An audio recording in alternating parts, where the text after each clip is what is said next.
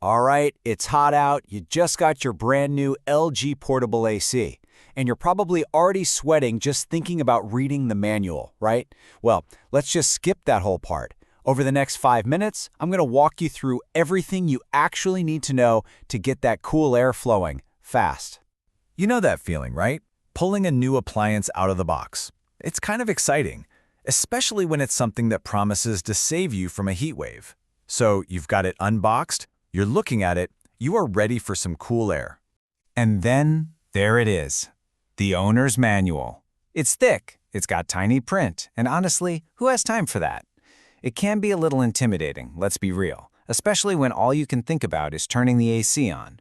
But don't you worry, that's why we're here. We did the homework for you, we waded through that entire manual and pulled out the absolute essentials. Everything you need to get up and running, like right now. Think of this as your personal cheat sheet to a nice, cool room. Okay, first things first. Before you even think about plugging this thing in, we've got to talk about safety. This is super important, so pay close attention. These are the golden rules, the non-negotiables for keeping both you and your brand new AC safe. So, in the manual, you're going to see two big words, warning and caution. Here's the deal. If you see warning, that's the serious one. We're talking risk of major injury, even death, if you ignore it. Caution is a bit less intense, but still really important. That's about avoiding minor injuries or, breaking your new machine.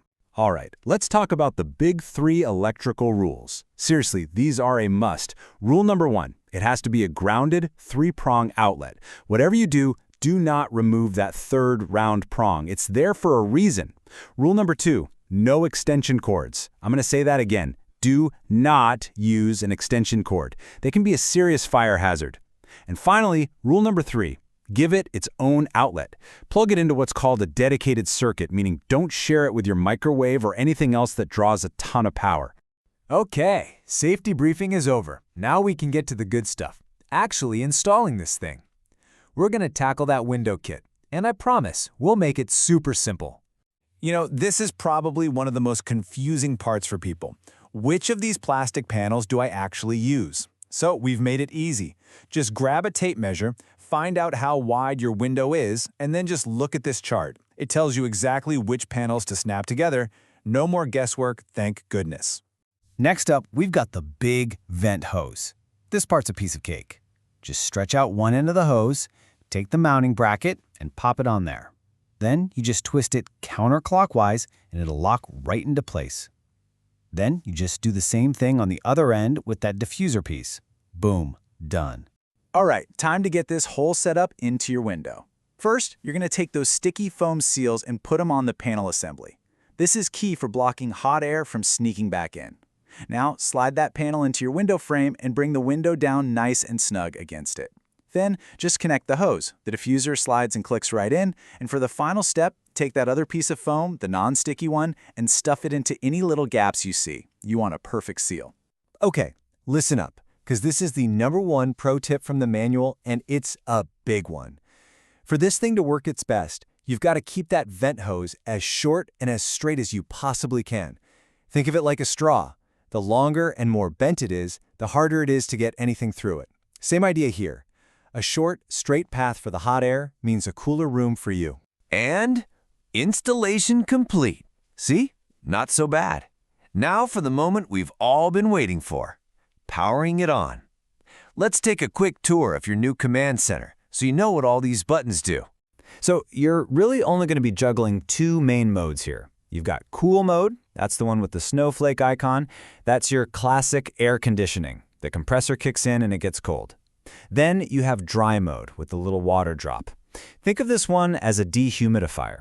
It's not about making the room Arctic. It's about getting that sticky, muggy feeling out of the air. Perfect for those damp, rainy summer days. The rest of the buttons are pretty straightforward. You got your power button, obviously. Fan speed lets you choose between a gentle breeze or a full-on blast. The timer is super useful. You can set it to turn on an hour before you get home from work. And then you have your up and down arrows to set that perfect temperature, anywhere from a cool 60 degrees all the way up to 86. All right, so you want to keep this machine running like a champ all summer long, right? Well, the good news is it only takes a tiny bit of super simple maintenance. And you don't even have to remember to do it. The machine is smart. After about 250 hours of runtime, a little light is going to pop up that says Clean Filter. It's basically the AC telling you, hey, time for a quick checkup. And when that light comes on, cleaning is a breeze. Seriously, you just pull the filter out. If it's just a little dusty, a quick once-over with your vacuum cleaner attachment is perfect. If it's gotten kind of gross, you can wash it in the sink with some warm water and a little bit of soap. The most important part, let it dry completely, like bone dry, before you slide it back in. Then just press and hold the down temperature button for 3 seconds, and that'll reset the light. Okay, what if you see the letters FL on the display? First thing, don't freak out. It's not broken. It just means the little water tank inside is full and the machine has smartly shut itself off to prevent a spill. All you got to do is unplug it, roll it over to a drain or outside, take the little cap off the bottom, and let the water out. Screw the cap back on nice and tight, and you're back in business. Last thing, let's say something just seems a little off. Before you spend time on the phone with customer service, here are a few super quick things you can check yourself. Honestly, these solve 90% of the problems people run into. So if the unit won't turn on at all, first thing to do is check the plug. You see that button on it? Press the reset button. If it's not cooling very well, 9 times out of 10, it's either a dirty filter or you left a door or window open. See a little bit of water in the bottom tray? Totally normal, especially on humid days. And if you ever see ice building up on it, that is a classic sign that the airflow is blocked. Your first stop? Go clean that filter. And that's really it. In just the last few minutes, you've learned all the essentials. You know the safety rules, you know how to set it up, how to use the controls, and how to keep it clean. You've totally got this. So what do you think? You just skipped that entire manual, and now you're ready to be the master of your own cool, comfortable space. All that's left to do now is grab a cold drink, kick back, and enjoy that amazing cool air. You earned it.